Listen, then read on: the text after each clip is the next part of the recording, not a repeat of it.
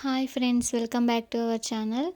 ఈరోజు మనము బోండాలు ఎలా వేసుకోబోతున్నామో చూస్తున్నాము. సో ఇప్పుడు బోండాలు లోపల సాఫ్ట్గా, బయట క్రిస్పీగా, టేస్టీగా, ఆయిల్ పీల్చకుండా ఎలా చేయాలో చూపించబోతున్నాను. చాలా బాగుంటుంది ఈవినింగ్ స్నాక్స్కి. ఫస్ట్ ఒక కప్పు పులిసిన పెరుగు వేసుకోవాలి. మనం ఇంట్లో పులిసిన పెరుగు ఉండిపోయిందనుకో ఆ రోజు బోండాలు చేసేసుకోవడమే.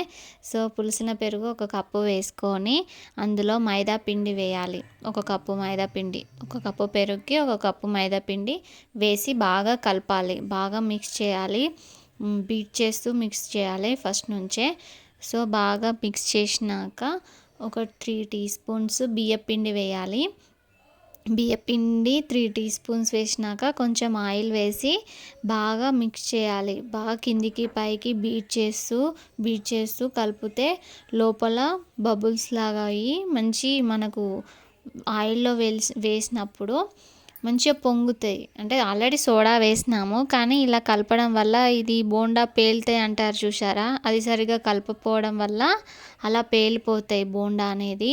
సో బాగా కలిపితే టేస్ట్ కూడా అంత బాగా వస్తుంది.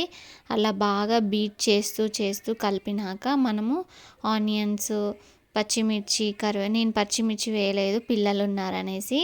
సో ఆనియన్స్, పచ్చిమిర్చి, కొత్తిమీర, కరివేపాకు, ఇవన్నీ జీలకర్ర వేయాలి కంపల్సరీ. ఇవన్నీ వేసి మళ్ళీ అంతా మిక్స్ చేసుకోవాలి. ఒకసారి బాగా మిక్స్ చేసుకొని ఉప్పు కొంచెం, అంటే సాల్ట్ వేసినాం కదా, సాల్ట్ సరిగ్గా ఉందా లేదా కొంచెం చూసుకొని గ్యాస్ పైన ఆయిల్ పెట్టి బాగా హీట్ కానివ్వాలి. హీట్ అయినాక మీడియం ఫ్లేమ్లో పెట్టి చిన్న చిన్న బోండాల్లాగా వేసుకోవాలి. అంటే హోటల్ వాళ్ళు ఇలా వేరేలాగా వేస్తారు, మనకు అలా రాదు కాబట్టి ఇలా వేసి చూపిస్తున్నాను. సో ఇలా వేసినాక బాగా ఆయిల్ వేడి ఉండాలి, ఎందుకంటే వేడి కాకపోతే ఆయిల్ పీల్చేస్తుంది. ఏదైనా మనం ఆయిల్ ఫుడ్ చేసేటప్పుడు ఆయిల్ కొంచెం ఎక్కువ వేడి ఉండేలా చూసుకోవాలి. తక్కువ వేడి ఉంటే అది ఆయిల్ లాగేసుకుంటుంది, ఆయిల్ ఎక్కువ పీల్చేస్తుంది కదా.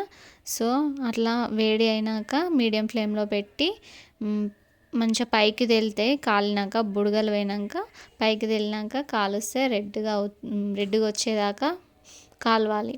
అలా కాల్చినాక బయటికి తీస్తే అసలు ఆయిల్ అనేది పీల్చవు. సో ఇలా అయినాక లోపల సాఫ్ట్గా ఉంటుంది, బయట క్రిస్పీగా, చాలా టేస్టీగా ఉంటుంది. కంపల్సరీ ట్రై చేయండి ఫ్రెండ్స్. ఇప్పుడు మన ఇంట్లో పల్లీ చట్నీ చేసుకుంటాం కదా నార్మల్గా, సో ఆ చట్నీతో తినేసేయండి. Okay bye, thank you friends.